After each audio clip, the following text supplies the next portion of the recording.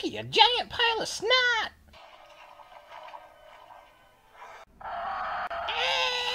Help me, help me, help me, help me, help me. He's an idiot. No, please, oh, somebody help me, help me, help me. He is such a dumbass.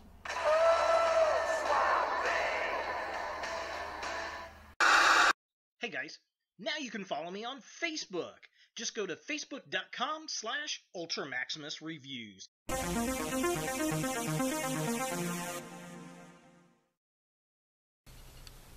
Hello YouTube, Ultra Maximus back with another retro review, and today we're rewinding it all the way back to 1990 with Swamp Thing. Yes, Swamp Thing. So this is the Kenner Swamp Thing based off of the cartoon of the 90s.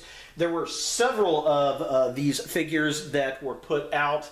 Kenner liked to do a lot of gimmicky type stuff with like Swamp Thing, aliens, and all the figures at the time, which, you know, it was the 90s. That's what you did with your toys. And this is the snap-up Swamp Thing.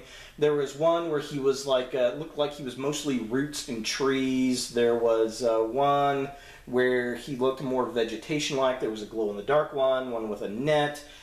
This one's more like mossy looking. This is, I think, one of the best looking molds from those Swamp Thing figures. I'd like to get some of the other ones as well. This is the basic sculpt that I like for Swamp Thing in the face. I mean, when I think Swamp Thing, this is the face sculpt I think of. And I'd love to see a modern Marvel Legends, or not Marvel Legends, but I guess a DC multiverse figure. I can't even think of it there. Version of this would be a nice collect and connect to make for them. We got Man Thing from Marvel Legends, but we haven't gotten anything Swamp Thing wise in a while from DC.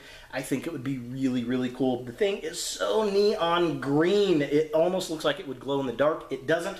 There is one from this line that does, however, which is pretty darn cool. As far as the figure itself, it's really weird because it's got a funky play gimmick. So what it does, you take this leg and you pull it, and he kind of falls apart like that, and it's supposed to simulate like a mound of moss or something. I don't know. And then there is this button on his back right here that you push, and when you push, all the limbs pop back together. So like this. Maybe if I can do it on camera, it'd be nice. Well, there's the button, there's the button. Hit the button, hit the button.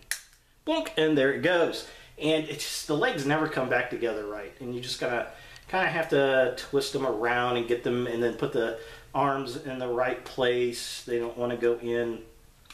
So yeah, there he is, and he's back together, and he's standing. And yeah, that's pretty much it. So as far as articulation goes, his arms do move around. They're kind of on ball sockets. So both of those kind of swivel. The shoulders you can pull out a little bit and then connect back in to get them to move around like that. You can get them in a good Sasquatch pose. That's kind of cool. The legs, they are on these really weird swivel type of things because you got that string in there, so very odd. And then the lower legs also kind of bend around at the knees. So you basically just kind of put this into the basic pose that you want to get him in, and that's pretty much it. He's going to stand there like that. And yeah, get this guy. Can we get him to stand? So yeah. If we get to focus, there it is. And yeah, I mean, that's pretty much it. It's a little difficult because of all the strings inside. I'm surprised the strings still work. That's what, 27, this figure's 27 years old, and it's held up really, really well. Now, he did come initially with like his bazooka log thing. It looked like a log that shot a claw out. It obviously didn't come with this. You know, I paid $2 for this at the flea market. It was definitely worth the money. I think it's a lot of fun. So taking a closer look at the figure itself, the detail on this toy is amazing. All of that moss sculpt is awesome. Again, this is the face sculpt that I think of when I think of Swamp Thing. The only paint he has on him really is his red eyes. Everything else is that neon green. but I just love all that detail on there. Just very cool. Just all the little vines and leaves and all that kind of mossy stuff hanging off of him. It looks really good, and I just wish we would get a collect and connect for the multiverse line to give us a bigger, more modern version of Swamp Thing. And this is the kind of design and sculpt I'd like to see in that figure. Now, taking a look at the midsection of the figure, again, all that detail continues down his body. I love the moss kind of hanging off of his arms there. Just looks really cool. That's what I think of when I think of Swamp Thing for sure. His hands look pretty decent. All that moss kind of going down over his legs and the lower part of his body. It just looks really, really good. And considering this snap-up figure is a bunch of strings holding it together, I think it seems really, really well. Like, all the joints go together really good once you get it into place. And it looks pretty cool. Of course, that limits its posability, but it's definitely cool to see it standing there up on the shelf. And finally, taking a look at the legs of the figure, we've got the moss going all the way down on the back of the calves there, around his ankles. I mean, that looks really good. Again, the knees mold really well up into the upper legs. The toes look nice. Everything on the figure looks really, really cool. Again, I'd like to see a larger scale of this. I think it'd be a lot of fun. And that bright, bright green just looks like that kind of moss you see growing on a pond in the middle of the summer.